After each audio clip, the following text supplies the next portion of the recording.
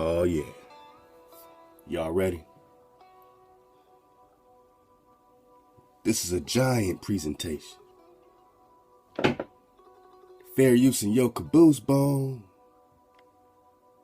Let go. Alright, man, let's get Zani, man. Let's get Zani, man. Get in the drop chatter. Get these links. Get these links in the drop chatter, man. Password is 1234 to get through the door. A-Hob to the Dragon sponsors on the wall, keeping the water flowing for Drop Nation, for the entire Ether Squad. Here's how you rock with it. A-Hob for all the donations coming in. We just in the drop chatter. Get the links. We're just talking Og and A-Hob. Man, this presentation goes out to the brother Yohanatan, Hebrew Prince, man, who just put together a dynamic presentation, man, on Monday night, like he does every Monday night, for the real spill that comes on 6 o'clock Pacific, 8 o'clock Central. And, right here on TDR, man, right here on the Drop Radio, man, come on over. All you gotta do is press listen and surf the wave. Yohanatan put a tremendous presentation on Og and talking to Giant. And he had some great drop, man. I mean, it's very interesting, because when people don't really dig on it, like the brother was saying, when people ain't really digging on it,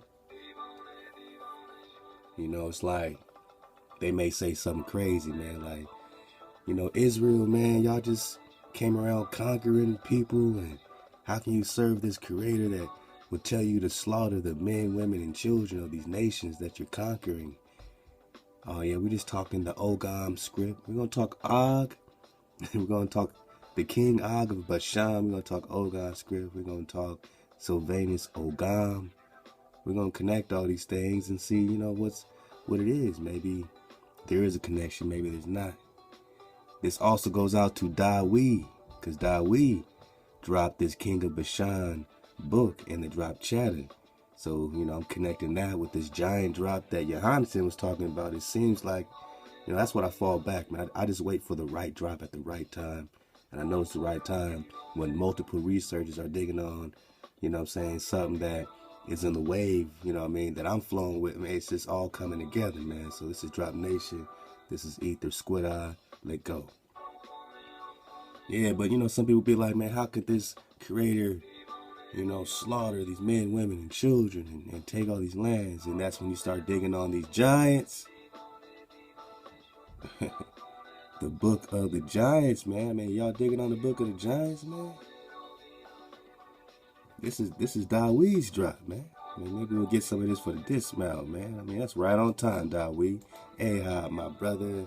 We just flowing right now in the Vanessa Demore. Call of the Mystics, man. It's pretty fly, man. I'm digging it, man. Hey, man. Fair use, man. Fair use in your caboose, bone. It's all educational purposes. We just flowing. We just surfing the wave. Let go. We just talking Og, man. We just talking Og. So when you dig on the giants, then you start to realize this connection with the Nephilim and the Rephilim. And how these were the tribes, for the most part, that was getting, sliced and diced by Joshua and a lot of the different priests, kings, and chiefs that were up against these giants, man. Not just Israel, but, other nations, the Amorites, the Moabites, that were also fighting giants. A lot of these giants were connected to their tribes because a lot of interbreeding and mixing was going on, with the different tribes. So when Dawi, my brother Dawi, and the drop chatter dropped these great books, and we started talking about the Ogam script, man. And, we're just digging on it right here, about this Ogam script, man. We have conversations and stuff in the drop chatter sometime, And that's when, it started, that's when he dropped this book of King Og, man. And it really brought everything in with Yohanatan's presentation as well. Also love to Carameo, love to Ty Battle. Also dropped some great links that we'll try to get to around, these giants and different things, man. I mean, Natural by Law dropped some great drop on these giants as well. We're just bringing it all together. So it wasn't that the Most High had Joshua slicing and dicing innocent people. Nah, man, these were the creations of these fallen angels or fallen dragons, of these giants, you know what I mean, that was in the lands. We're going to dig on the giants throughout America. This great presentation, like I said already on that, giants throughout America. But that's when a brother dropped this lost book of King Og, man. And this is like, with the right perspective, it's a fantastic book, because whether you're talking about Israel or you're rocking with Israel, either way, it gives you a perspective, and it kind of really gives you another layer of validation when it comes to this Hebrew, these stories, this connection. Is it a fairy tale? Is it a myth? Well, now you got another perspective of it with somebody who hates Israel, hates the Most High, in this lost book of Og. They said this is a demon book, a book where he's talking about Israel is calling them puny and this puny Israel. He's going in, and it's like the hater's guide of Og, man. He's like the super Israel hater, man. But I want to still dig on it because, you get to see the perspective of an Israel hater. Like, we got Israel haters today. We got Drop Nation haters. Shit, you know what I mean? If you don't got no haters, you ain't doing nothing right, man. That means you ain't standing for shit. Because when you stand for something, you're going to have a hater. You got somebody on one side of the war that says Joshua's invading us. He's Joshua the robber, right? That's Noble Drew Ali. On the other side, we got the tribes of Ahchwa, Joshua, and the Aztecs, or the Toltecs, or the Silvanus Toltexans, you know what I'm saying? Shout out to Texas. And you got the Israelites rising to get their lands back. The Mayans, the Aztecs getting their lands back. On the other side of the war, they say they're conquering us, they're invading us. But we already been invaded. We already been invaded by Atlantis. So if you don't factor in Atlantis, then you're not going to really get the foundation. When you're getting your lands back, it's because you already been invaded. And we don't need permission of the Pharaoh and the Mexim. So you call us Joshua the robber. We've already been robbed, man. But you don't want to go back far enough. Let's talk Atlantis. Let's talk Mu. Let's talk the real more war. Let's talk the real dragon versus snake war that's going on. 44432. Real dragons fly, not slither. So we're going to talk Og, man. We're going to talk a little Og, man. Wow. Og, according to the Hebrew Bible, was the Amorite king of Bashan, who along with his army was slain by Moses. All right. So you can see it already. Og, well, look, man, we about to read the hater of Israel, man. You know what I'm saying? We're going to read the haterade Bible, man. The haterade Bible. You know what I'm saying? So Og hates Israel, right? Og hates the Most High. Og hates Moses. Now let's just dig on it, and try to put his story back together. We're going to get different perspectives, different sides of the coin. So Og, according to the Hebrew Bible, was an Amorite king of Bashan who, along with his army, was slain by Moses. So Moshe took down this giant. We're talking Rephaim. We're talking Nephilim, Rephaim. Let's go. We're talking after the flood. Because we're going to try to get a good Yohanatan dismount in the ether, man. But you're talking after the flood, giants we were still fighting giants, man. All right, we're still fighting giants. Let's go.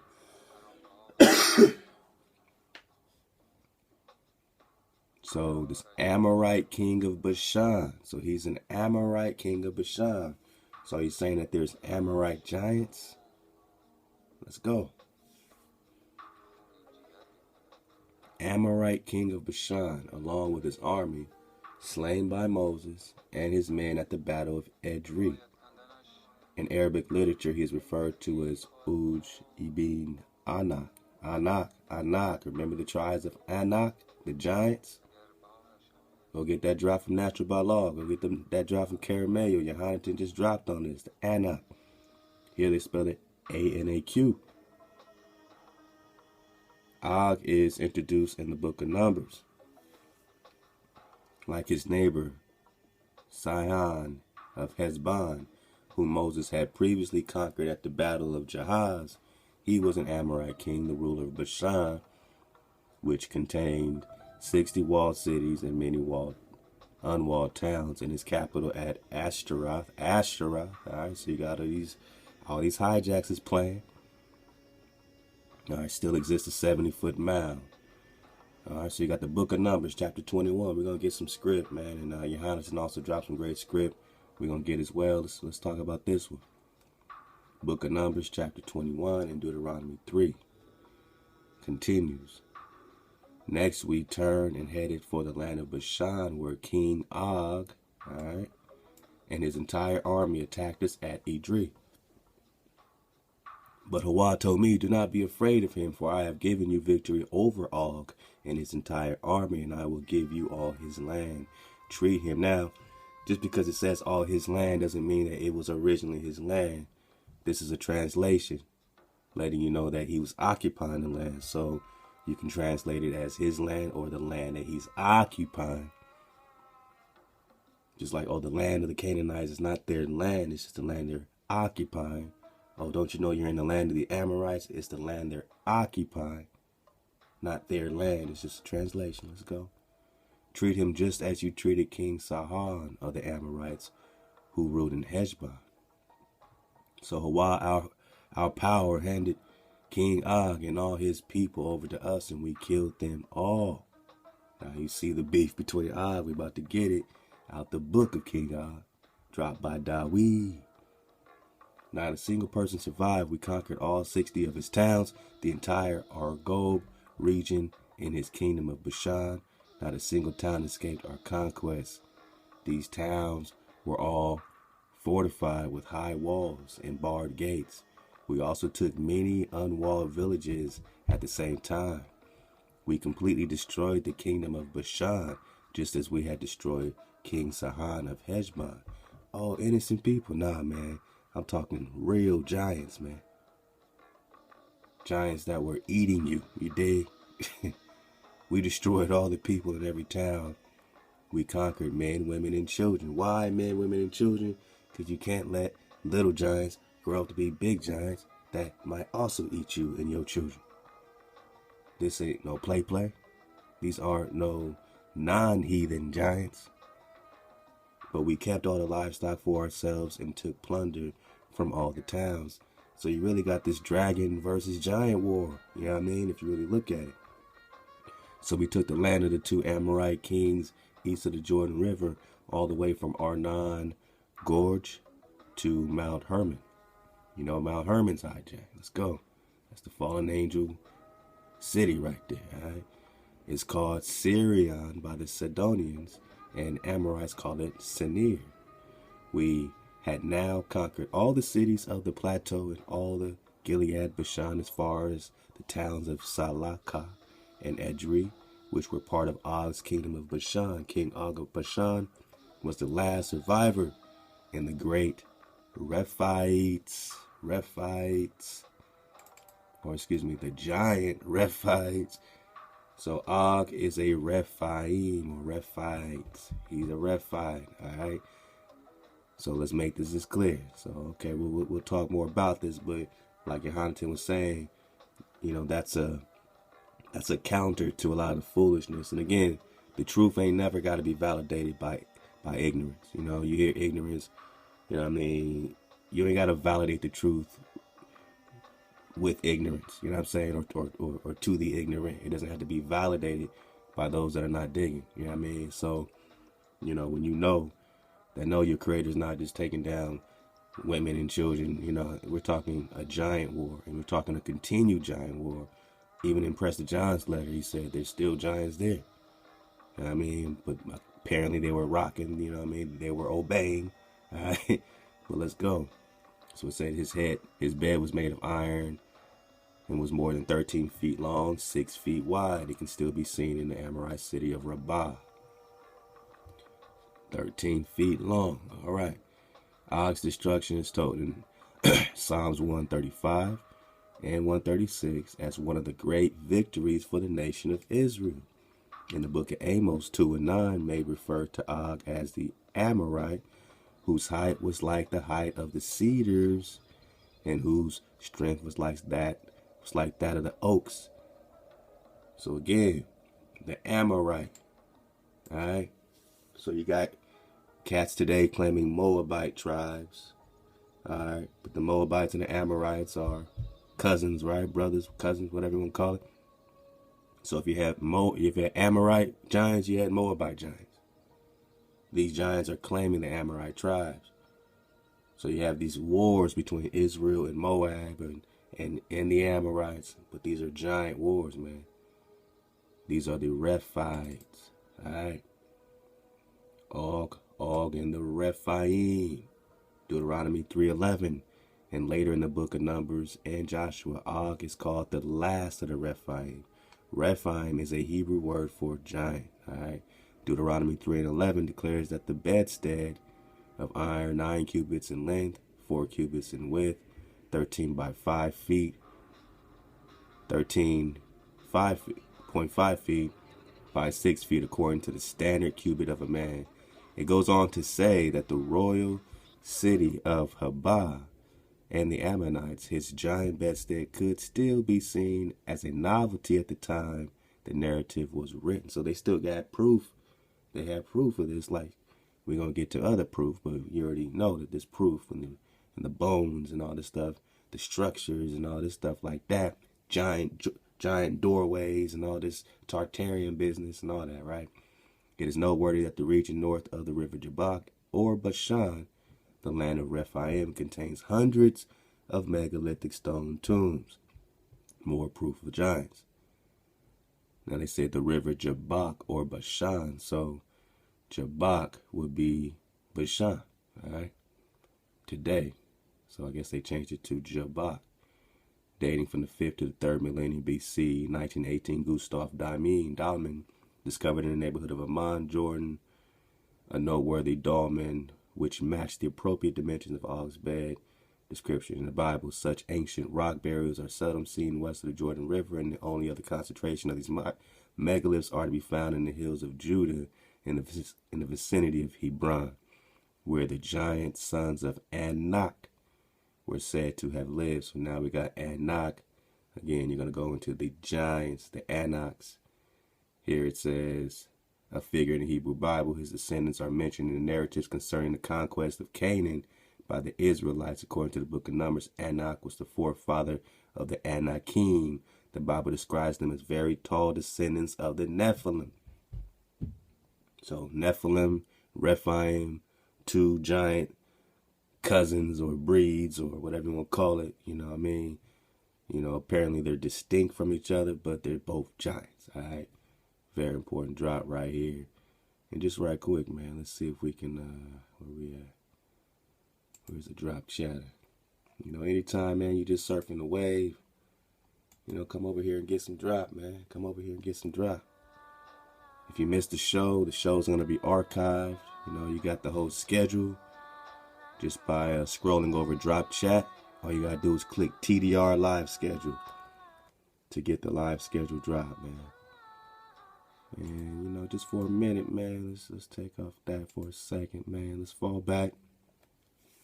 We're about to get on this book of King Og, man, by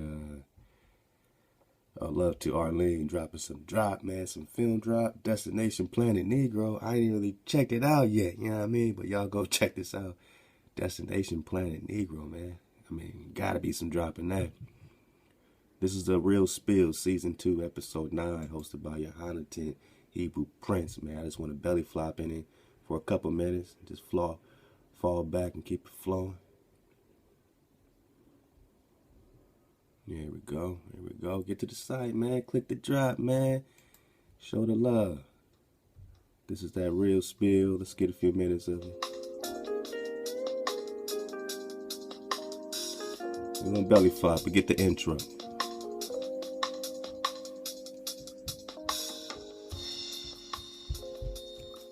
Shalom, family.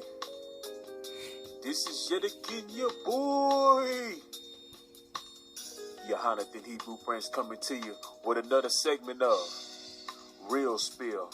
All praises be to the Most High, Hawa, Hallel, Etbara, Hallel to the Creator. Just have to say all that because it's been a couple weeks and I'm just happy to be back. Had a family situation that popped up, and but all praises to the Most High. Had the opportunity to go ahead on and handle that situation. It's still ongoing, but I wasn't missing another week. So I wanted to make sure that I get on this mic. I got some good information for you this week. Go. And but honestly, I just want to go ahead on and get right into it. So we about to do this doggone thing today. Okay. The first thing that I want to deal with is we're going to deal with Devarim, also known as Deuteronomy, and we're going to deal with chapter 2. And I promise you today, we have a treat.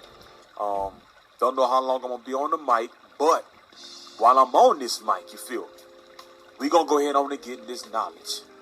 All praises be to the Creator, the Most High, Hawa. And we're going to deal with it, starting with Deuteronomy 2:1, which states, it says, "Then we turned and set out into the wilderness, the way of the Sea of Reeds, as Hawa spoke to me. And we went round Mount Seir many days. And Hawa spoke to me, saying, You have gone around this mountain long enough. Turn northward. And command the people, saying, You are about to pass over into the border of your brothers, the descendants of Esau, who live in Seir. And they are afraid of you, so be on guard. Do not strive with them, for I do not give you any of their land. No, not so much as one footstep, because I have given Mount Seir to Esau as a possession. What food you buy from them with silver you shall eat, and also what water you buy from them with silver you shall drink. For Hawa your Elohim has blessed you in all the work of your hand.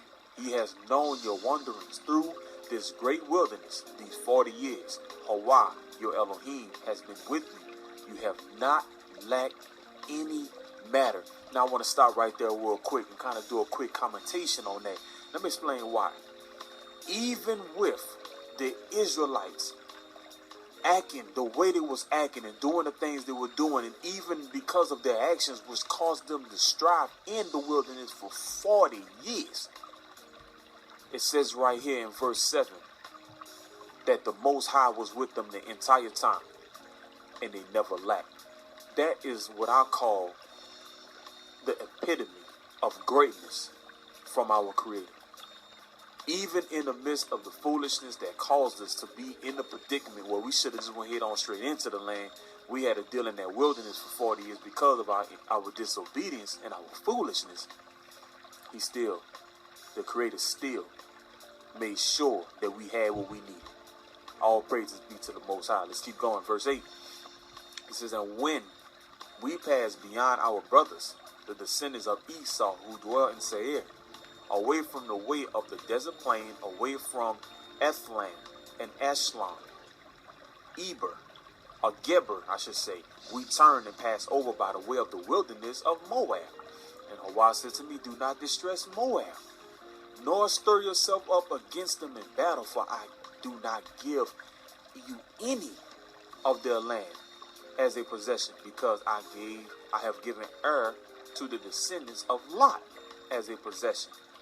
Now, even when you're dealing with the Moabites, think about their inception. All right, their inception came from what we would deem an unsanctified union between daughter and father, and created Moab. And of course, these are the descendants. But even with that foolishness, the way that whole situation went down, he still told the Israelites what? Do not think that you're going to get that land about them. I've given that to them. That's their land. So let's keep going. It says the Emites had dwelt there formerly, a people as great and numerous and tall as the Anakim. Let's read that again. The Emites had dwelt there formerly. So we're talking about the land that now Lot descendants have, the Moabites. It says that the Emites had dwelt there formerly. A people as great and numerous and tall as the Anakim. Okay, let's keep going. They were also reckoned as Raphaites, like the Anakim, but the Moabites called them Emites. We're going to deal with that family. It says, and the Horites formerly dwelt in Seir, but the descendants of Esau dispossessed them and destroyed them from before them and dwelt in their place, as Israel did in the land of the possession which Jehovah gave them. Now rise up and pass over Wadi Zeid. So we... Now watch this. Let's dismount to right about here. Let's go. Let's go, Yohanathan. Let's go. Well, I looked up who the Raphites were. And it brought a whole new perspective to the Bible, to the scriptures, to the Tanakh, to the Torah. Let's go. So I'm going to come to you from this article, and the name of it is called Raphaim, Children of the Fallen Ones. And it says this, it says, the Raphaim were a tribe of giants who lived east of the Dead Sea.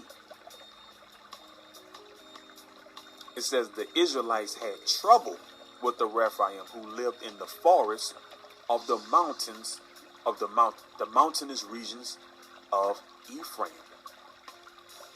And you see this in Joshua chapter 17, 14 through 15.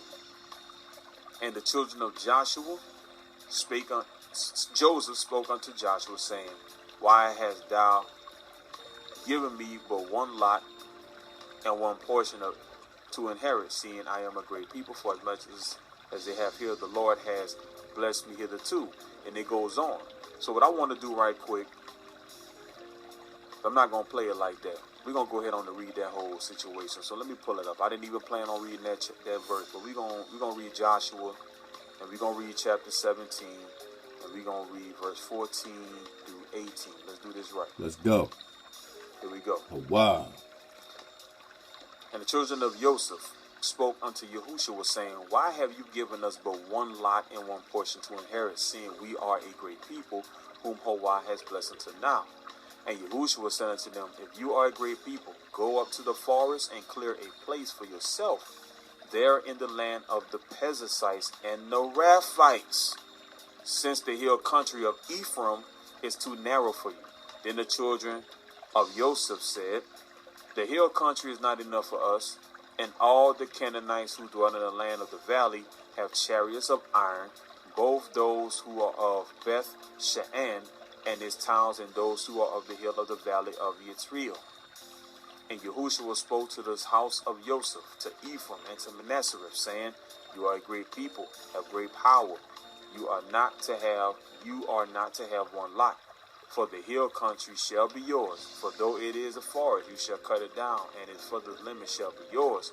For you are to drive out the Canaanites, though they have iron chariots and are strong. So that's what we're dealing with, right? So it says right here, it says that the Israelites had trouble with the Rephaim who lived in the forest of the mountainous region of Ephraim.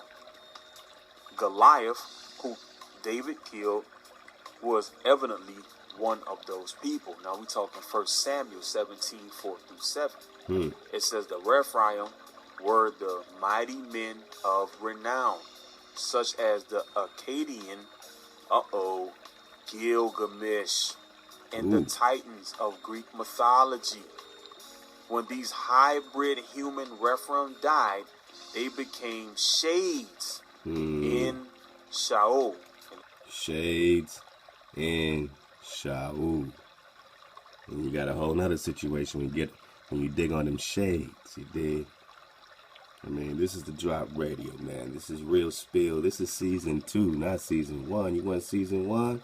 All you gotta do is press the search box and search for it.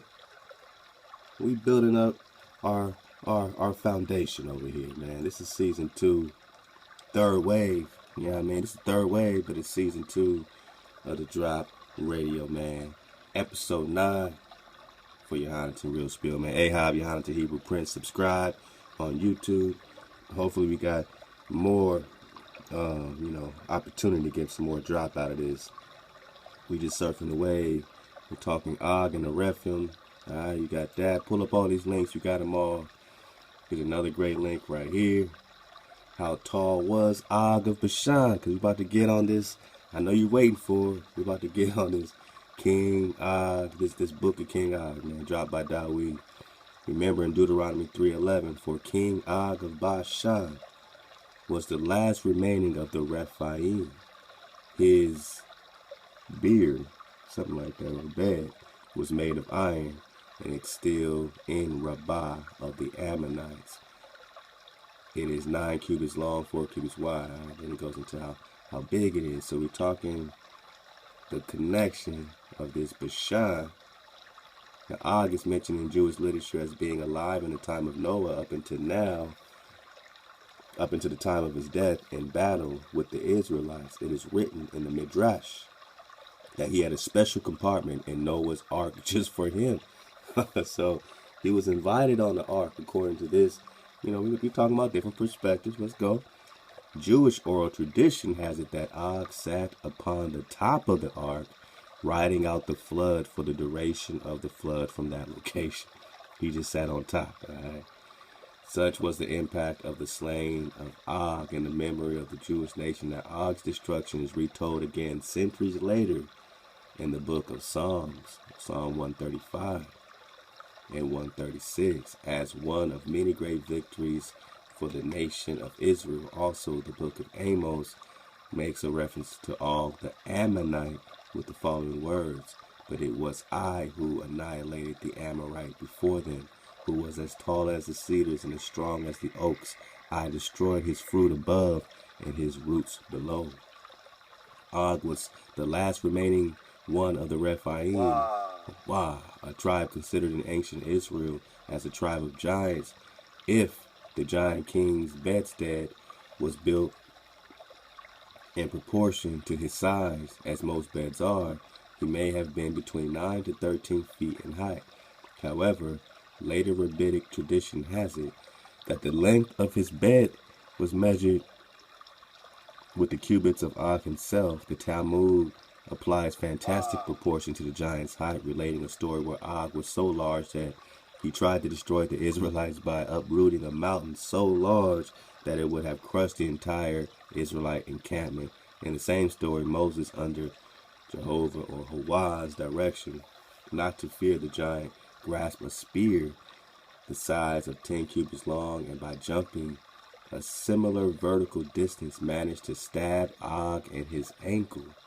It is the greatest or the great interest to mention that the region north of the river Jabbok or Bashan, the land of Rephaim, is the land full of hundreds of monolithic stone tombs. So we start talking about that. All right. So they mentioned Psalms 135. Let's get it.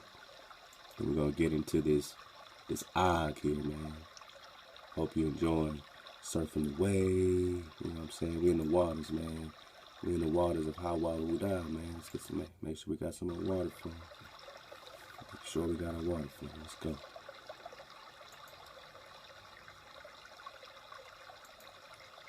So this is Psalm 135. Let's get it, man. Let's get it.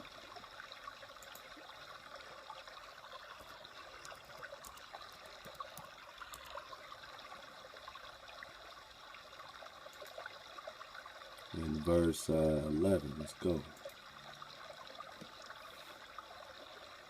It says, Sihon, king of the Amorites, and Og, king of Bashan, and all the kingdoms of Canaan.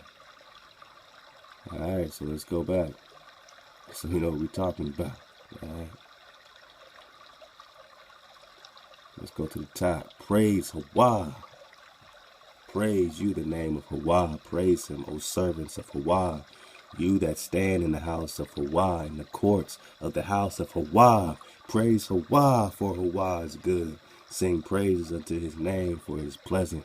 Ahchwa has chosen Jacob unto himself, and Israel for his peculiar treasure. And that's why they mad. Tell them why Tell them why they mad. Tell them why Og is mad. Because the Creator has chosen Israel for himself, Jacob for himself, Israel for his peculiar treasure.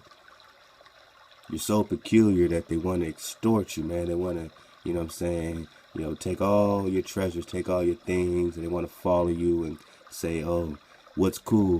Let's see what cool is by looking at these Nagas, these Negroes, these African Americans, these Israelites. They're so peculiar to the world. Peculiar treasure. Verse 5, for I know Hawa is great, and that our Hawa, our power, is above all powers.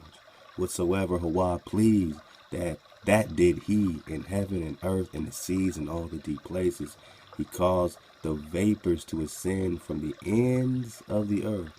He makes lightnings for the rain. He brings the wind out of the treasures, his treasures. Who smote the firstborn of Egypt, both of man and beast? Who sent tokens and wonders into the midst of thee, O Egypt, upon Pharaoh and upon his servants? Who smote great nations and slew mighty kings?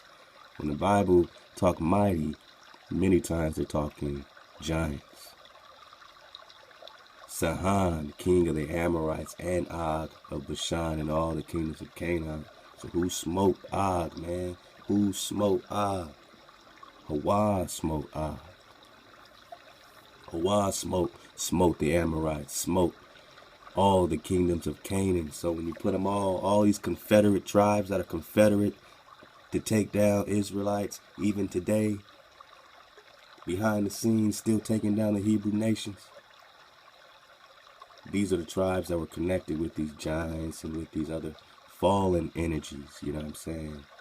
And gave their land for heritage and heritage unto Israel's people. So we're still fighting over your heritage, Israel. We're still fighting over the land, man.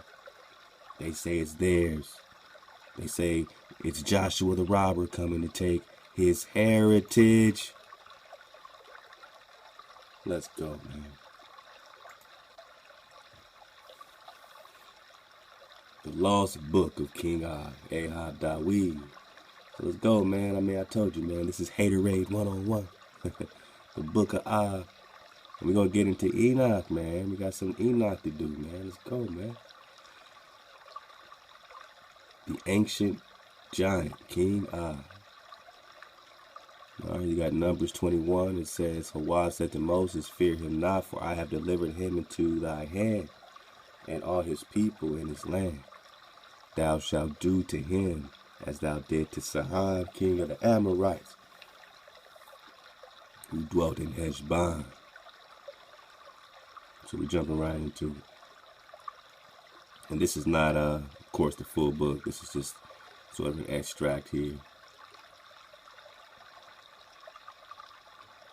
This is a bunch of talk on it. There we go. We're jumping into it, man. Go. I want to know what this Og has to say. This is the Lost Book of King Og. Alright? You tell me, is it play?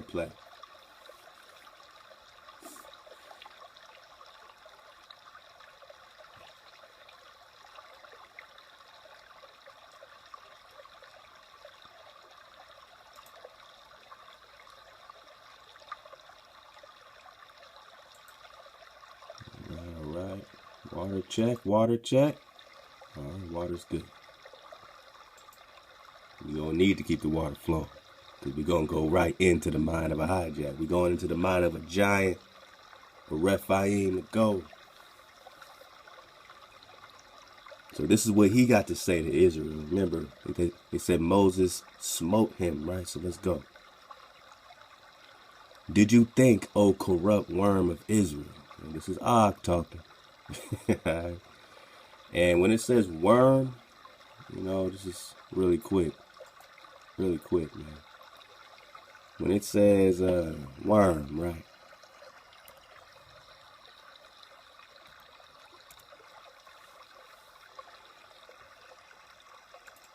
And it's going to say W-R-O-M. But remember, see how as soon as I said that, you see what pops up? Dragon. Alright.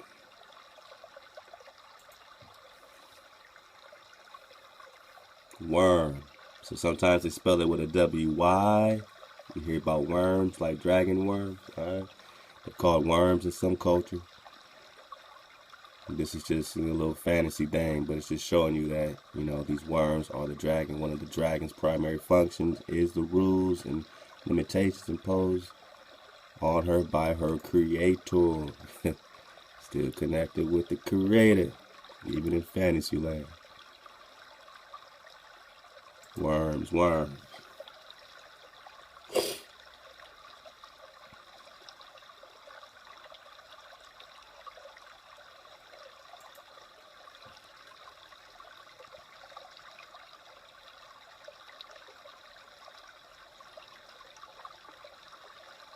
Here it's going to talk about the other spelling as well. Let's find it right fast.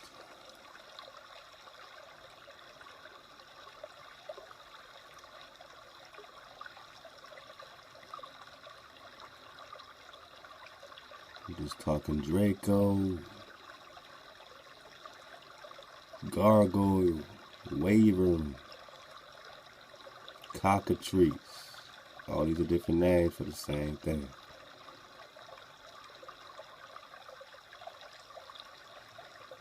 Where's that worm drop?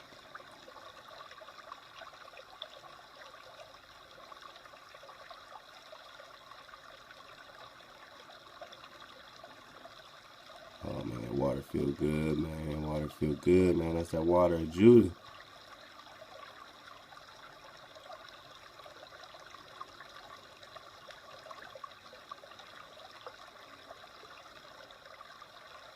Man, we hear belly flopping into this worm.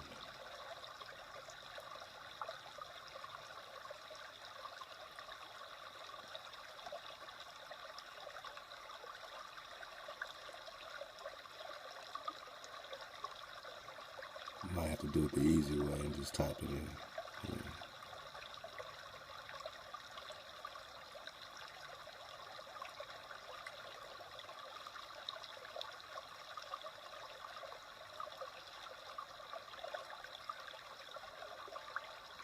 Yeah, let's type it in right here.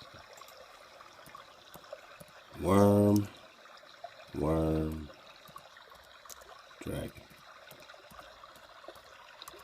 Do it the easy way. Alright. Save us all the trouble. So worm, not a worm at all, but a skin fungus, worm or worm, also Old English term for carnivorous reptiles, serpents, mythical dragons. Alright, so he's going to keep calling Israel a worm, and I went through all that so you can have perspective that worms are dragons. Alright, dragons and worm, W-H-R-M, all the same thing, whether you're talking worm or dragon, worm or worm. That's the perspective of this thing, so let's go.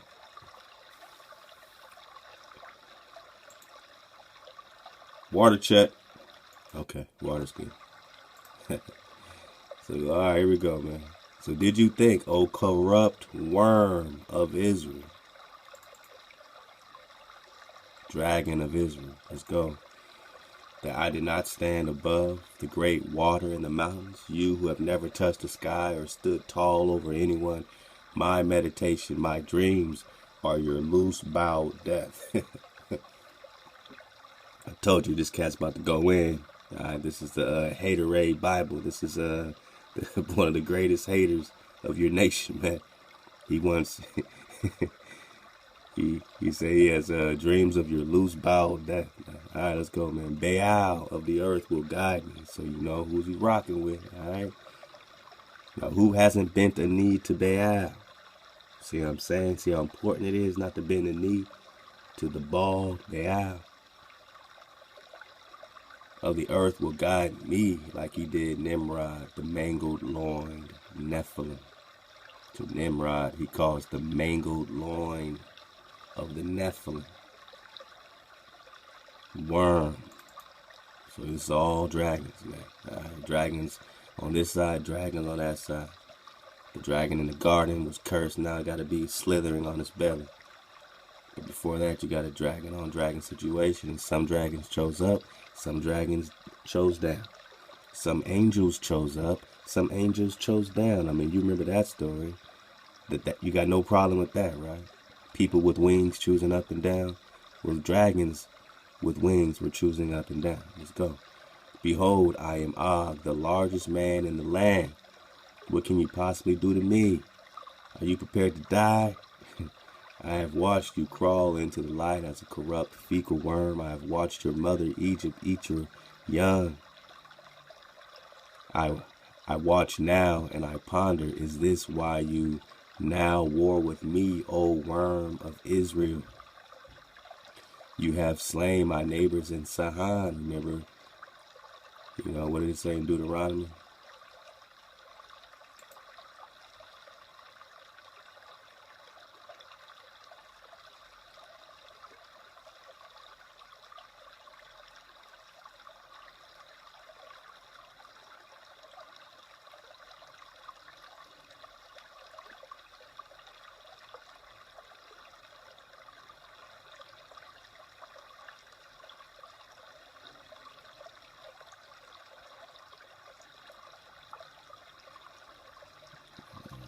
That's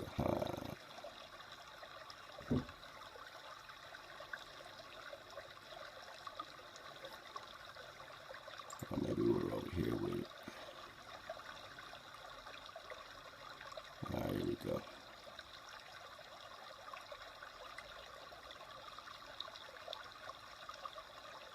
Sahan of Heshbon.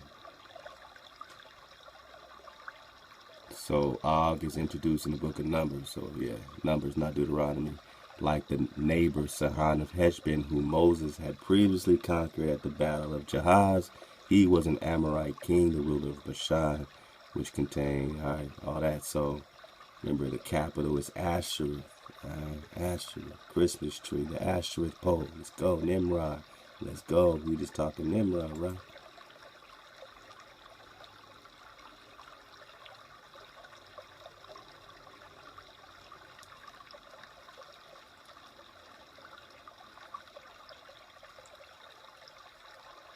The ball of the earth will guide me like he did with Nimrod. The mangled loin Nephilim worm. Behold, I am Og, the largest man in the land. You have slain my neighbors in Sahan. We're Heshbon. Baal will avenge and empower me to sever the corrupt worm with force. Your false god, your weak little men. He's just going in. I, Og, will spit up your warriors who trail like ants beneath something feces. I, Og, will wipe the spittle from my beard. I, Og, will arise when ready, and with the strength in but one arm, I, Og, will break all the horn of Israel, horn of the dragon. Are the tales of my exploits not traveling to your itching ears, O corrupt fecal worm of Israel? Of my power, of how I, Og, died or did battle against the unspeakable scaled monsters in the renowned field alongside my Nephilim and Rephaim parentage, how we molded to murder, how we turned our wrath mercy, a foreigner, where the old world monsters stood. Stupid fecal worm, stupid corrupt fecal worm, your ox-like stupidity tires me to sleep. Oh, bitter, black, and corrupt fecal worm. I told y'all, warned y'all. We talked about, this is his chance to go in. He has, this is his perspective of things. Did not my loyal, smaller self-sorcerers of Baal of the earth dance and prophesy of your arrival? So he says, my smaller self-sorcerer. Alright, so you put it together. Have we in Bashan not dreamed nightly of your murder? Why would the Most High say to slaughter all these giants? All these that are under this Og's control? Why are you going into these lands? Why is Hawashua going into these lands, slicing and dicing? Because they're dreaming nightly of your murder. My soothsayers tell of our victory, worship, sacrifices. My priestesses speak, of sorcery, sorcery, perversion, for Baal has spoken of when I, Og, will tear the virgin child's skull of the corrupt fecal worm Moses. So they're calling him the virgin child? That's interesting, because that's why I like to read even the hijack perspective, because it might give you some drop. Because the hijack sometimes, man, be telling you the damn truth, as you know. Wow. So what does Moses have to do with the virgin child? And who are you calling the virgin child today in the New Testament? Huh? The virgin child. So he's going to crush Moses' virgin child skull, alright, from his soft dung-filled body and hold it over Bashan as a blood sign to Baal of the earth. Now, according to the script, did this ever happen? Who got the victory? But this is before the fight, I guess. Your barren women will sing praises to Og. My dreams need no interpretation. So if Moses is having this beef with this giant, who do you think Joshua had beef with? Other relatives, right? So anyone saying, oh, Joshua's just going slaying poor men, women, and children from these lands? No, they were giants. Dreaming nightly of your murder. They were worshippers of Baal or Baal. They were, Ammonites, Moabites, whatever you want to call it. All connections to these other entities and fallen energies. How will I, Og, murder, corrupt one? I murder you as a dog. Oh, you want to talk dog? Oh man, don't get me started. Torn by a bull at the slaughter, should I lift an entire mountain of earth over my head? Is not Baal the god of this fertile earth that I, Og, live in? The kingdom, supreme Baal, has thousands of answers to the pathetic Ekrita, smeared, insect-sized god. Israel, come here that I, Og, might bind you with bracelets and cords empowered by Baal of the earth outside of our temple in a high place. So you're really hearing a lot of big upping of this hijack Baal situation. Then you can see a lot of belittling of Israel and the power of Israel. And this is what you're up against. I mean, I'm reading this so you know what you're up against. Because don't think that there's not those today that are in power with the same energy towards you and your creator. All right, but all you got to say is, man, keep that energy, man. Keep that energy, man, when it's battle time, man. You saying he's talking all this shit.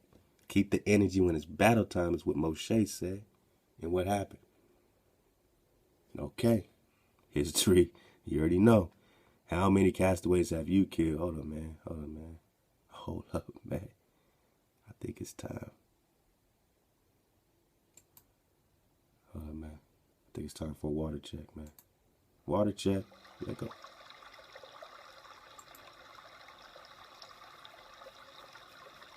How many castaways have you killed since your insect-sized God told you not to kill? You were commanded, fecal-minded hypocrite. The spirits of the slain complain about you and cry out, Moses, you blood-drunk feaster upon feces like a cowardly virgin, smaller self, child. Alright, with gift toys before the sacrifice. You run from the skirts of your mother Egypt to me, that we may do battle. So remember, Moses left Egypt.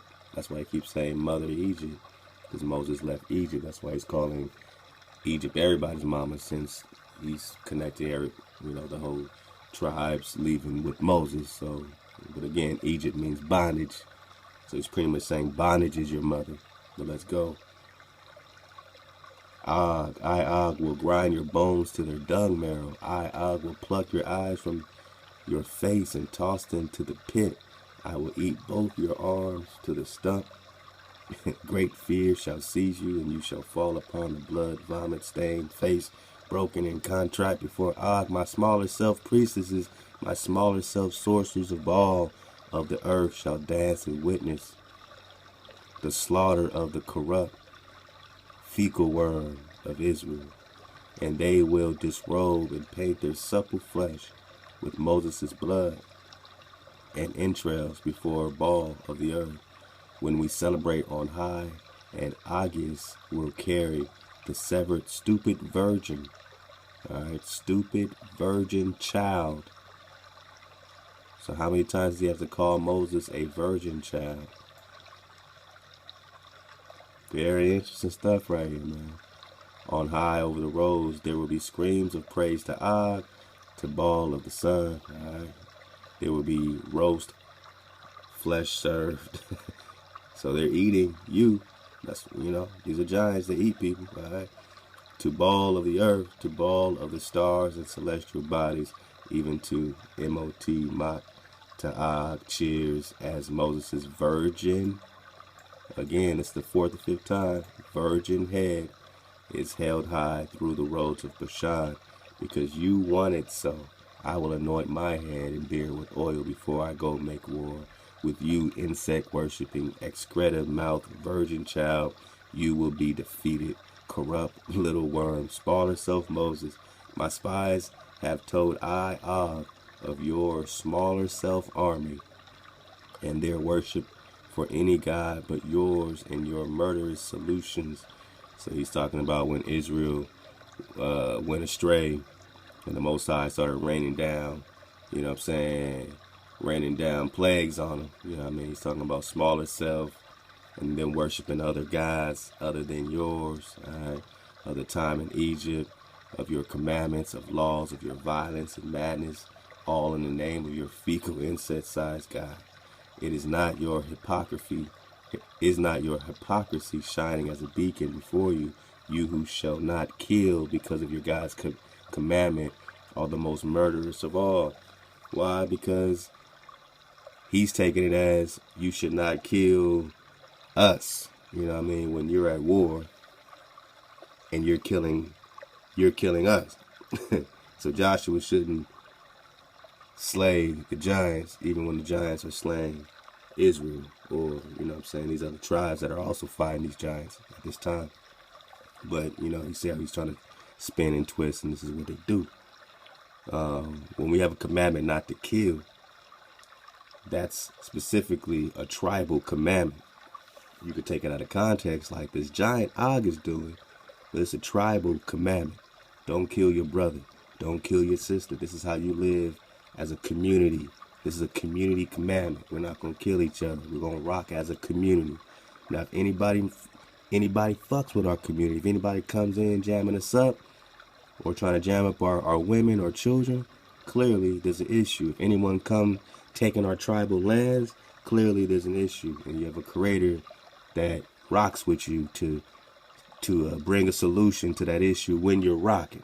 But as far as killing and slaying the hijack that is at war against you, well, hey, man, we're victorious in those wars that must be fought. You did. So should we not kill our enemy that's invading us? That's a whole nother debate, right? Because you're being invaded. That's like saying my body is sick. I have to kill the virus in it in order to be healthy. The commandment not to kill has nothing to do with killing the virus to cleanse your body. It has everything to do with killing your body, yourself, which is killing your brothers and sisters, which is what the thou shalt not kill is. So, you got to watch the corruption of these corrupt, twisted energies. Who's calling you corrupt, right? Corrupt fecal worm, smaller self, Moses. My spies told of the bronze snake. Oh, we just dug on this, man. We know that that's a copper, not bronze, but copper dragon. Copper dragon to look upon when poisoned. You would kill your own for not worshiping your senseless, corrupt, insect-sized God who kills yet commands that you should not. Yes, the Creator does kill off the virus.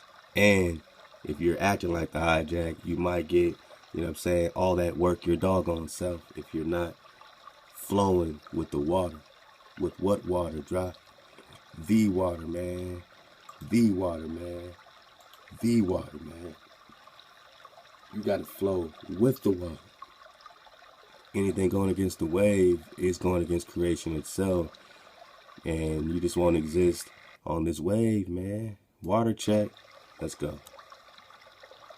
Let's get a little bit more of this, and I want to get into the Ogam script. I want to get into Silvanus Ogam. And really, I mean, just for fun, although I think we see clearly, you know, I want to connect the Ogam script and see if it connects with Og. Or, you know, I'll just say it right here. Do you think the Ogam script, maybe you haven't heard about the Ogam script, we're going to get it, OGAM. Do you think it's connecting to the Hebrews, Silvanus, or you think it's connecting to the giants, you know what I'm saying? Or when we talk script, is it all basically going back to the Hebrew when we talk language of creation itself anyway? So, you know, a couple questions we're going to dig on, you know, towards the dismount here. All right, a couple more paragraphs. Let's go. So, murderous, smaller self of Israel, now at the foot of my kingdom, I will gird my complete loins to destroy you and all of your flesh, wherein is the breath of life from under the stars, and everything of yours that has life shall die. As the last of the Rephaim, leader in the 100,000 giant war. That's a whole nother war to dig on when you talk about giants. The 100,000 giant war. The 100,000 giant war. Alright. And the survivor of the great waters. So he survived the flood. Alright. I will kill you with the sword, and your wives shall be widows, and your children shall be fatherless. You will be slaughtered and burned, for Baal of the earth, Baal of the sun will bring down the flames. After killing the king Arad, then the king of Sihon, and your beard was drenched in their wives and children's blood, you would gird your loins against the last of the Rephaim. So when he says thou shalt not kill, and you guys are murdering us, he's saying that you guys are killing the giants. But you're not supposed to be killing anybody, right? You're supposed to be so perfect. No, we don't kill each other. But if you're a hijack, you're on our land, you're eating our children, you're eating our people, you're invading us, you know, don't try to use our commandments for your sake then, when you didn't have no regard for our commandments before. Gird them well. It is time to stand against a true priest of Baal. Upon your firstborn I will feed. I will kill your root and slay your remnant. My hands are ready for war. In my late age, the stray dogs of Bashan will feast on your flesh of Israel. The stray dogs, man. We've been talking about these dog-headed people, man. The canines, right? No, man, don't get me started. I was trying not to talk about dogs this time. Let's go. But these dogs are feasting on the flesh of Israel. And the yellow entrails of Moses, yellowing entrails of Moses on the roads and in the paths, Baal of the earth will it so. My spies say that when you killed the king of Sihon, you killed the women and children, keeping the spoils. Your corrupt fecal god has driven you mad. Again, these are giants, these women and children. And, you know, all you got to do is look at the Nat Turner situation and say, well, why did he, you know, kill women and children during that particular, you know, revolution? Because that's what a revolution is. And that's why they went and had that same philosophy when they came over here and started bashing our children against the rocks and slaying our women and pouring, you know, poison into their, you know, private areas and hanging them upside down. You know what I mean? That's, you know, that's a renaissance, right? It's a revolution, right? So don't talk about revolution. And this is your philosophy. But perhaps it's the only philosophy that makes sense when you're truly revolting or invading, whether you're invading or revolting. Because women and children alive, I guess, you know, forms a threat, right? But giants forms a whole new type of threat. So you had some that listened to the Most High and some that spared the women, right? Some that spared the children. And we read scriptures talking about The Most High being wroth for sparing certain women and children of certain tribes. Of war, madness, drunk with the blood of spoils, enemies learn life is still lost even when the battle is won. Word. I will release the floating wild beast, Gantikwa. I will release the floating wild beast, Gantikwa, to you, O corrupt fecal worm. So what floating beast is this in the waters? Learn to suffer its ways of connection from before your time, before your flood, before your Nimrod. We were there. From the time of monsters, from the time of the bright ones, my brethren, in the fields, their livestock, and the greatest beast of old, creeping, cloven, hoofed monsters that ruled in the something, the giants, those men of old, with the powerful dark ones, connected in heart and mind and unstoppable before the gods, one mind and one heart they ruled. These men of old and their beasts driven before them, beasts that controlled the men as the men controlled the beasts. Oh, stupid, corrupt, fecal worm. Moses learned to fear the heart of an animal and the mind of a giant. It is time for you to share your being with something greater. I want no victory spoils, just your stupid head. Train for something strange weapons. Make war, little man. Make war, corrupt little worm. For Baal of the earth I'll spread the blood. Virgin body. Sounds like Christ, right? But we're just talking Moses, the Mashiach, the Messiah. You see what I'm saying? Wow. Wow. I, Og, have been training each arm as one trains their oxen. My old world back and legs are ready. My life is too, fecal worm. I will tear your backbone, your backside for ball of the earth. I, Og, will pull the fecal bearded, smaller self-child skull of Moses from your dung-filled body. I, Og, the last of the Rephaim. How long Moses has to live? I have not summoned such anger since the 100,000 giant war. Just for fun, man. What's is there any drop on that?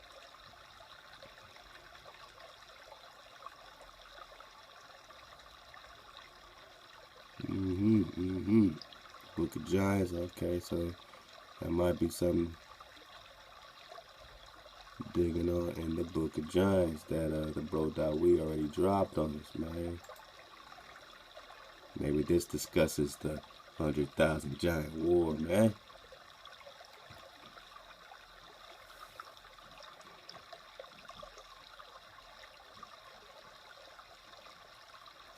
The story of the fallen angels and their giant sons. I know it's small, you probably can't see the whole thing. Pull it up. All these links. You already know how we do it in Drop Nation. We drop all the links every video, man. Let's go. The story of the fallen angels and giant sons needed little adaptation to be fitted into Mani's system. Of course, the heavenly origin of the Ben Ha Elohim of Genesis. The Book of Enoch did not square with Mani's convictions that no evil could come from good. Therefore, he translated them into demons, namely those demons that when the world was being constructed had been imprisoned in the skies under the supervision of Rex Honoris. Alright. They rebelled and were recaptured, but 200 of them escaped to the earth. Mani also used the term, how do you say that? But in the Eastern sources, they are mostly referred to as demons. And we're just talking about these giants, this energy. Again, he says, therefore he translated them into demons. Let's go back, because we're just talking about this translation by Mani Shizm. Oh, man, one more water check, man. One more water check. We're talking giants, man. We're talking giants.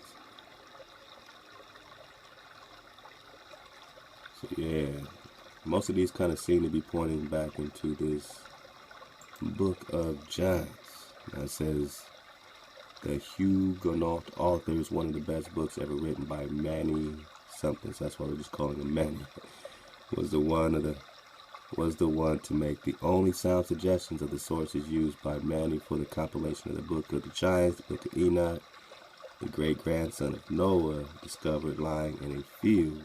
The later work was identified by Al-Farid with the book, whose contents are previously indicated in the Decterum Galatianum. However you say all that, alright, all that, of the Book of Enoch, which was composed in the Hebrew language in the 2nd century BC. So, I want to talk about, especially when I talk about the Ogam script, because, they keep calling that Old Celtic or Old Irish. And when you dig on this Old Celtic, Old Irish, you connect that back with the Phoenician, you connect the Phoenician back with the Hebrew. We're just talking about philology, study of languages. But there is an Ethiopic version, a few Greek fragments, some excerpts made by the Byzantine chronographer Georgius Syncellus. Alright, survived. Manny, who could hardly read the Hebrew, must have used an Aramaic edition. So they're trying to dig on this Book of Giants.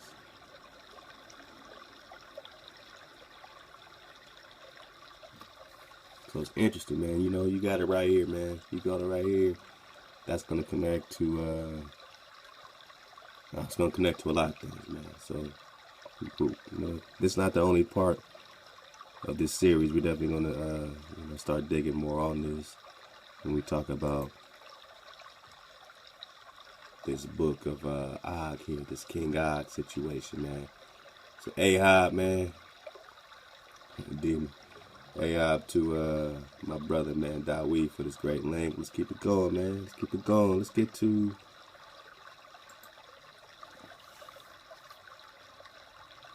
this. Let's go to Deuteronomy 3. Let's go to Ezekiel 32, and then we're gonna get to this other drop here. Love to Johanna to Hebrew Prince. Another great script that came from that wonderful presentation, man. Ezekiel 32:17. It came to pass also in the 12th year, in the 15th day of the month, that the word of Ahchwa came unto me, saying, Son of man, wail for the multitude of Egypt, and cast them down, even her and the daughters of the famous nations, under the nether parts of the earth, with them that go down into the pit. Whom dost thou pass in beauty? Go down, and be thou laid with the uncircumcised. They shall fall in the midst of them that are slain by the sword. She is delivered to the sword. Draw her, and all her multitudes, the strong amid the mighty, shall speak to him out of the midst of hell with them that help him. They are gone down, they lie uncircumcised, slain by the sword. Ashur is there, and her company, her graves are about him, all the slain fallen with the sword, whose graves are set by the sides of the pit, and her company is round about her to the grave, all of them slain, fallen by the sword, which caused terror in the land of the living. There is Elam for all the multitude round about her grave, all the slain fallen by the sword, which are gone down and circumcised to another parts of the earth, which caused a terror in the land of the living. Yet they have borne their shame with them that go down into the pit. Man, it just starts calling out names, man, calling out names. Edom, her king, all her princes. This, verse 30, this be the princes of the north, all of them, of the Zidonians, which are gone down to the slain, to the uncircumcised. Pharaoh shall see them, and shall be comforted over his multitude, even Pharaoh and all his army slain by the sword, says Ahchwa. For I have caused my terror in the land of the living, and shall be laid in the midst of the uncircumcised with them that are slain by the sword, even Pharaoh and all his multitude. So he's just calling by name, and I don't think he missed not Ned-Netta. Not Ned-Netta. Everyone got this work, man, and a lot of this was connected to these famous nations, these nations of heroes. I believe the brother was talking about. They said these nations of heroes. They're just talking about these giants, man. So let's get it from here. So we talk King of Bashan.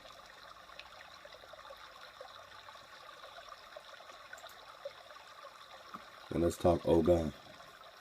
Now, we're just really going to go into the language of it all, you know what I mean? Because I'm not sure if Og and Ogam, you know, if it's all connecting, you know, it seems to be a layup, you know, or these could just be, you know, different titles, you know what I'm saying? But let's go. So you got the Ogam, which first kind of stands out when you say Ogam. You know, you're talking about Amorites and whatnot, and the Amorites and the Moabites are still Shem, not Ham, but it's just an interesting spelling, man. Early medieval alphabet used to write the early Irish language. Alright, so we're talking Old Irish, Scholastic Ogam, 6th to 9th centuries. There are roughly 400 surviving Orthodox inscriptions on stone monuments throughout Ireland and West Britain, the bulk of which are in southern Munster. The largest number outside Ireland are the Pembrokeshire Wales.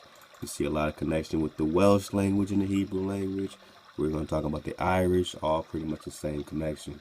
The vast majority of the inscriptions consist of personal names according to the high medieval Briathorogam. Ogam, Briathor Ogam. Names of the various trees can be asserted to in the individual letters, various trees. In the early Irish literature, the Briathorogam is a two-word kenning which explains the meanings of the names of the letters of the Ogam alphabet. Three variant list of Briathorogam or word Ogams. Alright, so all that means is word Ogams have been preserved dating the Old Irish period. So when we talk Ogam, it keeps talking about this Irish connection, this Irish period. Oh man, all praise to God. Oh man, let me get my Vanessa bumping again. Here we go. Let's get Vanessa banging, man, for the dismount, man. Let's keep it flowing.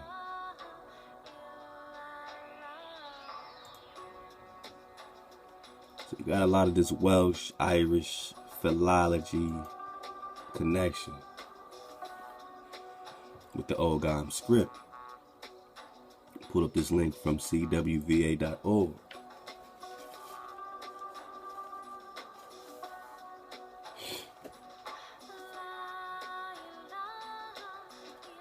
My alkaline for the dismount.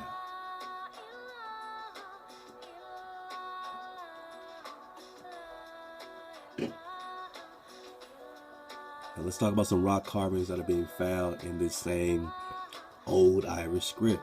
Christian messages in Old Irish script. Deciphered from rock carvings in West Virginia by Barry Fell. Alright, Barry, let's go.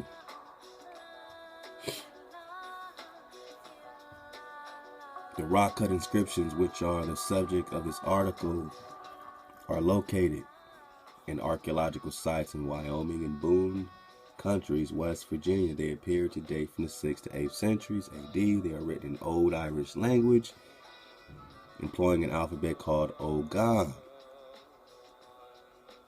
Alright, so does this have anything to do with Ogam or King Og of Bashan and whatnot? Is there any connection? Or are we just, you know, obviously we're going to connect this with Ireland, with the Welsh, with the Phoenicians, with the Hebrew. But even with the Book of the Giants, they say a lot of that was translated in Hebrew. So it just appears that whatever language the Giants were speaking might have been a very similar language with the Hebrew. Remember, they survived the flood.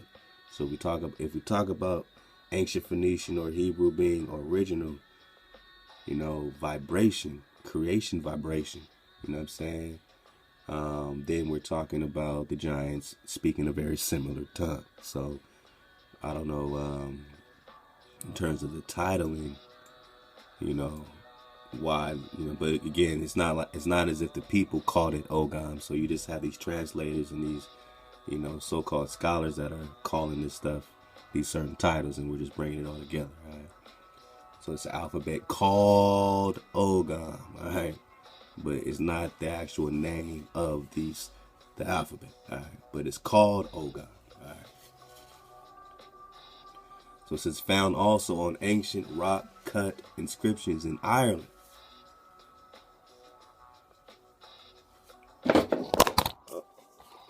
Easy. Not easy. So it's dismount season. It's dismount season. There you go. We good? All right, cool. So found also in the ancient rock cut inscriptions in Ireland. The inscriptions are accompanied by short annotations in ancient Libyan alphabetic script. Okay. The Libyan script is used to render two languages in the annotations. The ancient Libyan tongue itself, and on Algonquin dialect of the northeastern group, perhaps also applied to the Shawnee. Hold up, man. Hold up, man. Hold up, man. Did they just do what I think they did, man?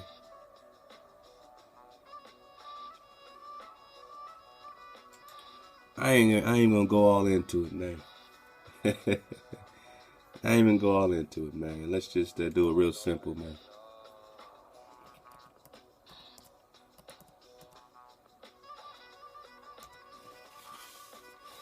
We'll just do it Wikipedia stack. Tecumseh Tecumseh was a Native American Shawnee warrior.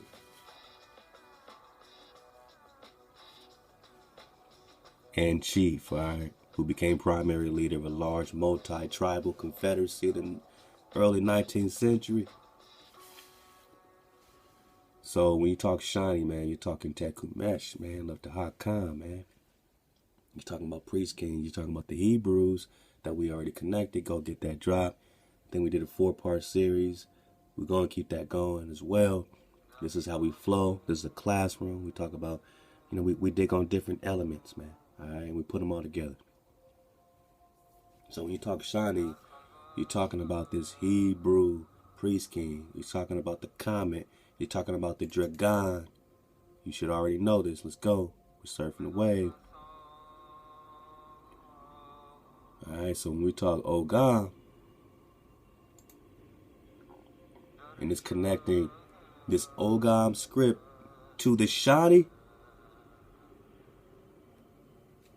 because we about to connect all this, man.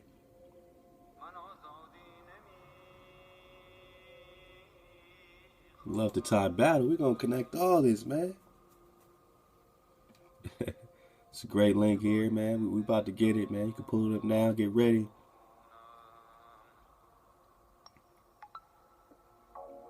Because you're talking Silvanus Ogam, the Jewish ruler of Kalalus, the Hebrew priest king, right? Solomon.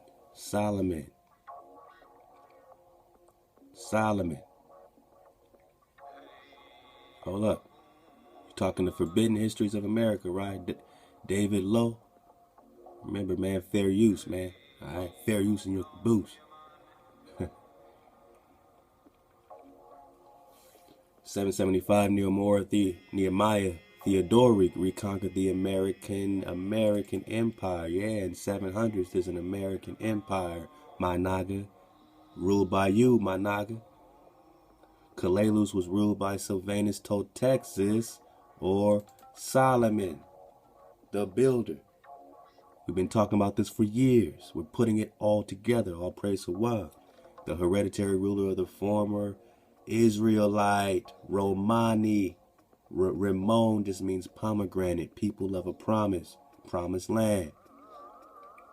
You're talking Kalalus, and Kalalus means promised land, or Kaliks, land of America, is the promised land. And we're digging on it from 775. Theodorus, right? Theodoric. The Davidic princes going to war. Israelite on Israel going to war. After Solomon's death, the kingdom is divided, and this appears to be the proper timeline, where the kingdom is now being divided after the death of Solomon, the builder, the hereditary ruler of Israel. Let's go. The promised land. Let's go. Kalalus was founded the 1st century BC. That's the hijack. They don't know what times. by the Babylonian exilarch, man. The exilarchs during Babylonian captivity. Now you got Silvanus Ogam or Silvanus Brabo or Solomon II, Babylonian exilarch, Nasi of Mara, ruler of Sumer, Sumaria. Let's go. Then you're going to talk about the soldier ancestor of the Swan Knights. Now you know you're talking about knights. In 775 in America. Where? The Promised Land, man. The Promised Land. Where? America. Where? Cali, man. Let go. So, you know, we're talking about all this. You know, we're going to come back to it, man. Don't trip. We're going to talk about more Ogam artifacts in Oklahoma. We're going to talk about more Ogam artifacts or Celts or Irish or Hebrew, but we're just connecting it all. We're going to talk the Hebrew-Celtic connection next. You know what I'm saying? So you know we're talking Phoenician, Hebrew, Celtic, all the same thing. Welsh, you're just talking about Semitic. But now you're just talking Shawnee.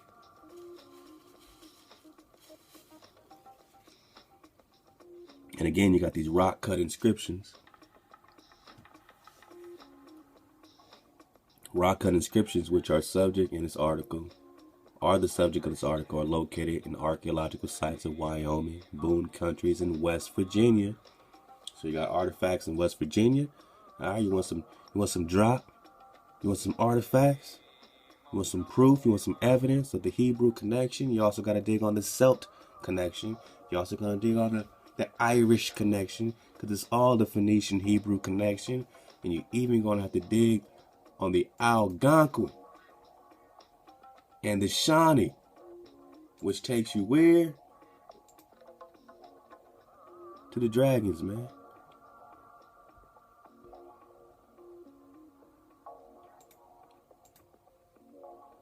It takes you to Tecumseh, North American, Native American shining warrior chief, fighting the hijack, man, during this Revolutionary War, making the last stand for the people, the last stand for Israel. Him and his brother Ten Skawatawa, the prophet. Go get that drop, go get the series. Let's go. We're just talking Tecumseh.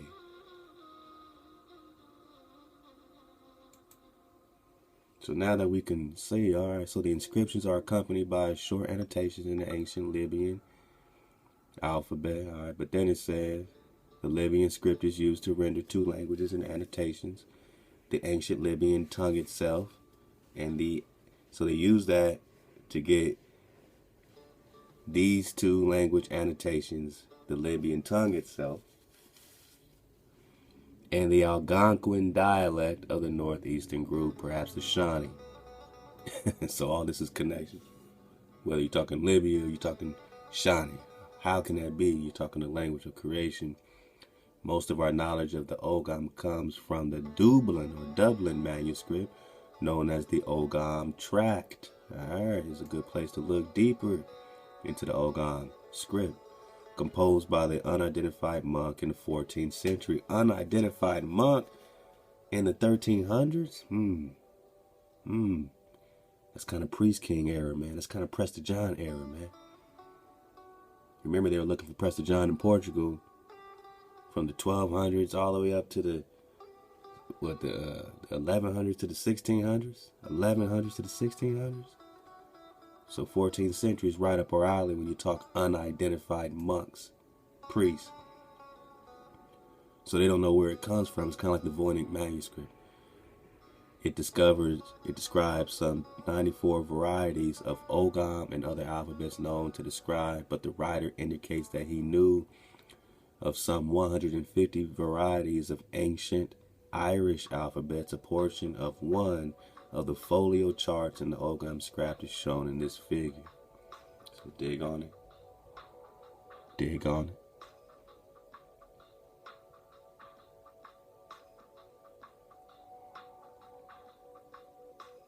Archaeological research shows that Ogam was widely used in many parts of the ancient world. It also occurs as Celtic coins issued in Gaul, and in the 2nd century before Christus, some hundreds of years before the earlier known Irish Ogam inscriptions relates the mythical account of the origin of Ogam. Let's get it.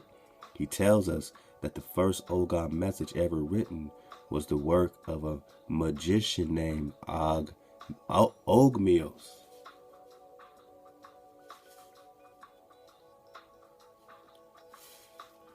So Ogmios, that was a warning sent to Lug, informing him of a plot to abduct his wife. On line 2 of folio page 309 of the Ogam tract, the scribe reproduces the supposed warning message sent to Lug. It consists of Ogam letters S through N. This is the earliest literary reference to the Ogam Consane or Constantino Ogam.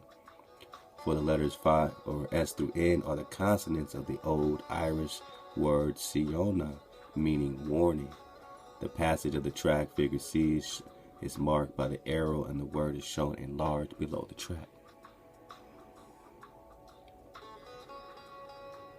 And it goes deeper, man.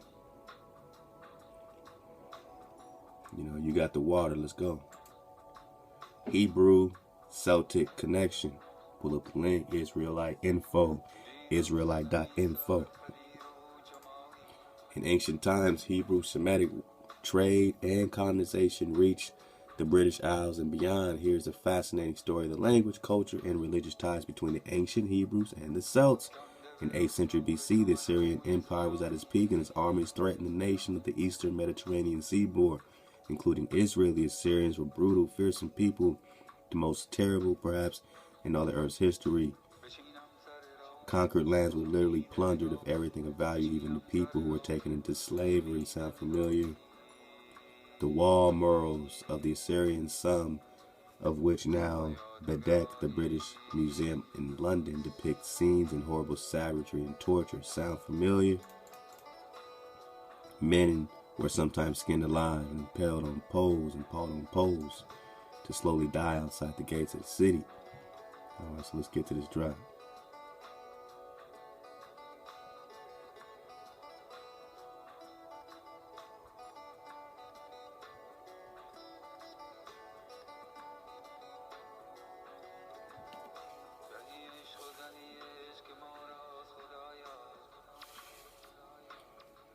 Let's get it from here. So it says, these historic facts have been known for centuries, and a plethora of books by leading historians have documented the Phoenician origin of Western civilization. Historians have given the Phoenicians most of the credit for this immigration from Palestine to Europe.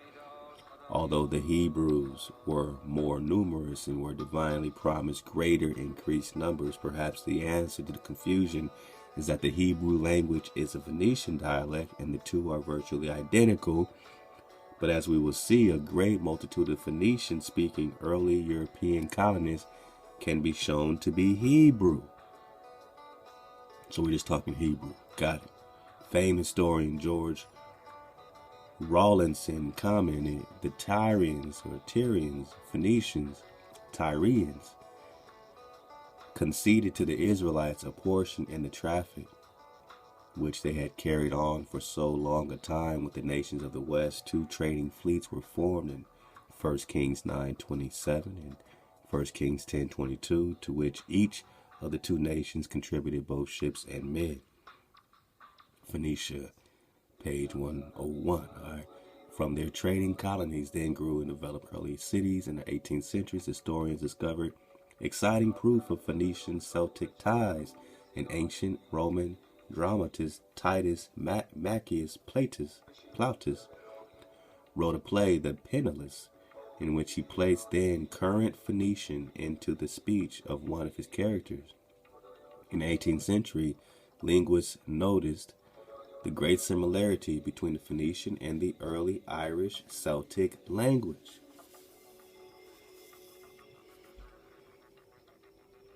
Bang. All right, so we know that there's that connection when it keeps saying that this is Irish. We keep finding old Irish writing in America. That's another way to find the Hebrew writing, all right? The Celtic writing in America is another way to find the Hebrew writing. In the adjacent box is a sample given by historian Thomas More's History of Ireland, showing the connection between these languages. So you got a bunch of people putting this all together. In 1772, General Charles Valancy, a leading Irish scholar of the day, published his famous work essay on the antiquity of the Irish language, being a coalition of the Irish with the Punic Hebrew language. Great book to dig on. In his opening remark, he states, on a collation of the Irish with the Celtic, Punic, Phoenician, and Hebrew languages, the strongest affinity, nay, a perfect identity in many words will appear. It may therefore be deemed a Punic-Celtic compound. Valancy continues, from the Hebrew proceeded the Venetian. From the Venetian,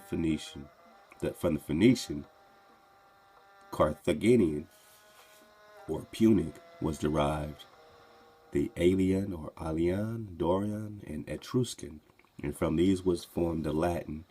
Of the Roman Saxon capital letters, the Irish used but 3.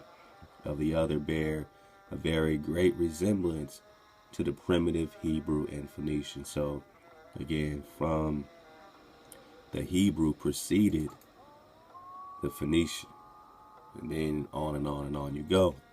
So when you're talking about this, it's all leading back to the Hebrew, and then it has a lot of great drop here linking the Hebrews and the Phoenicians. And again, we're just talking this Irish connection, man. The Irish, the ancient mysteries of West Virginia. So we're going to talk West Virginia like we've been, and we're going to then bring it to Oklahoma, because in both places, this Celtic Ogam script, or this Hebrew, Phoenician Hebrew, is being discovered in these caves, man. We're just talking about the drop. We're talking about these inscriptions, man. Let's go.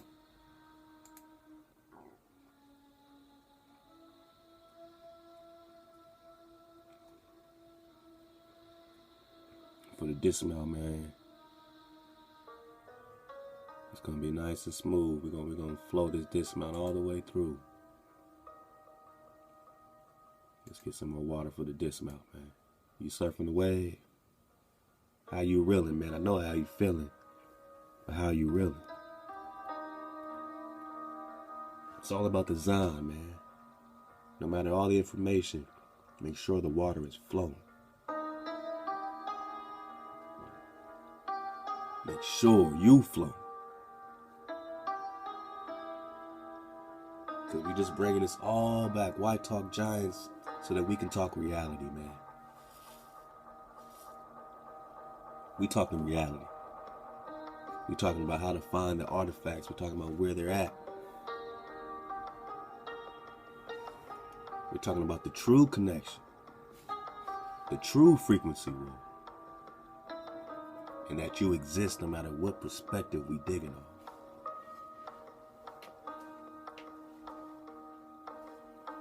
I mean, if you surfing the wave,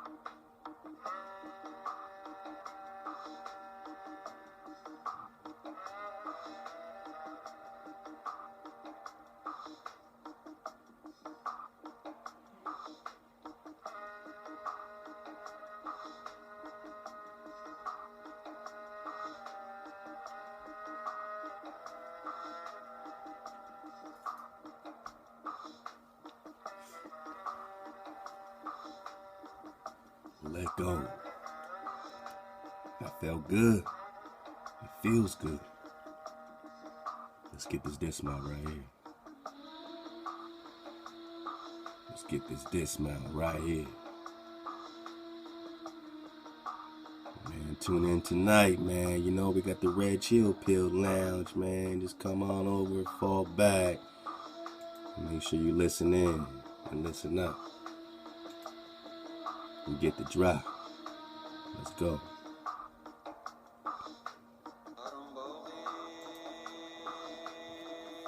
So you know you got something happening in these caves, right? You got this controversial. It's a controversy, this discovery in the cave in West Virginia. Our quest for truth takes us back a year 1989.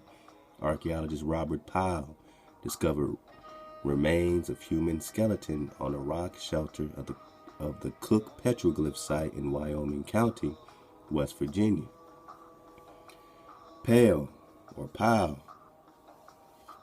who had been exploring the mountains of southern part of the state studying petroglyphs, became intrigued with the discovery of this ancient unknown man and wanted to learn more about him. Powell had previously found Ogam petroglyphs on the ancient bone needle not far from the site, started to wonder if there was any connection between the two discoveries. Examining the bone needle revealed the artifact was etched with Ogam, an ancient Irish alphabet. This is what they keep freaking doing, right? That's why we had to already get the drop. That's why we already had to get the drop. So we knew that this connection was already talking Phoenician and Hebrew and Celtic and Irish. We already got the drop on what they call the what? The missing link, the Hebrew-Celtic connection. Got it. So when you're telling us that you're finding an ancient Irish alphabet, we know we're talking Hebrew. The bone was very old, science date about 2300 BC. With the markings on the needle were created somewhere between the 5th and 6th century AD. So this Hebrew inscription is going back 5th, 6th century AD. I mean, it's getting really close to this whole, period here of 775 AD, right? This is 8th century. We're talking about a Hebrew American empire right here in the promised land, right here in the promised land of America. So we're tying all the investigation together with some great drop from Yohanatan, from Dawee, from Ty Battle. I mean, this is an entire Drop Nation production right here. Carameo, let go. Natural by Law, let go. Hakan Hiram Art, let go. You're just surfing the wave. So here's this bone needle. It got these inscriptions. Needle was a genuine Ogam artifact. Alright, so it says genuine Ogam. After an extensive amount of study, a conclusion was reached that the bone etched in Ogam as an old world script.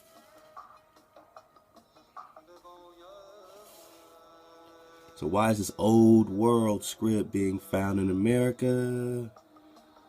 Why is this old world script being found in America, in the promised land? Why is this Hebrew script right here in America? Let's get it. Because it's also over here in Oklahoma. The idea that he had discovered evidence of ancient Europeans and Asians. This is what they wanted to mean. That's why we went through all this. That's why you got to connect the Og